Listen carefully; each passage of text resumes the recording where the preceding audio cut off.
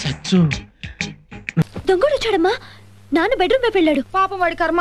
మీ నాన్న నోటికి దొరికిపోయి పిచ్చోడ ఆసుపత్రి కన్నా పోతాడు, లేదా బతుకు మీద వైరాగ్యం కలిగి సన్యాసంలోనే కలుస్తాడు.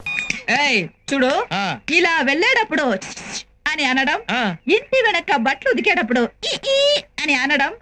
అలారా దారికి దీన్ని ఏమంటారు? ఇదో ప్రశ్న, దీనికి సమాధానం. దీన్ని గోడ అంటారు. కరెక్ట్. వస్తాను. పెన్సిల్ తో మూతి మీద మీసం గీసుకున్న నువ్వు ఓ మగాడివి నాకు భావనా? ఏం చేయమంటావే? దేవుడు అలా చేశాడు. ఇది ఏం పని చేస్తుంది? ఇదేం పని చేస్తుందండి? కనీసం కథలను కూడా కథలదా? బాగా ఆలోచించుకుని చెప్పు. కొంచెం తేడాగా ఉన్నాడేంటి? పెన్సిల్ తో మూతి మీద మీసం గీసుకున్న నువ్వు ఓ మగాడివి నాకు భావనా? ఏం చేయమంటావే? దేవుడు అలా చేశాడు, కానీ మూతి మీద ఇవ్వలేదు. అయినంత మాత్రానా నన్ను కలుపుక తీసి పారేస్తావా? ఇదిగో, నువ్వేదో కోపంగా ఉన్నట్టున్నావు, మళ్ళీ వచ్చి కలుసు.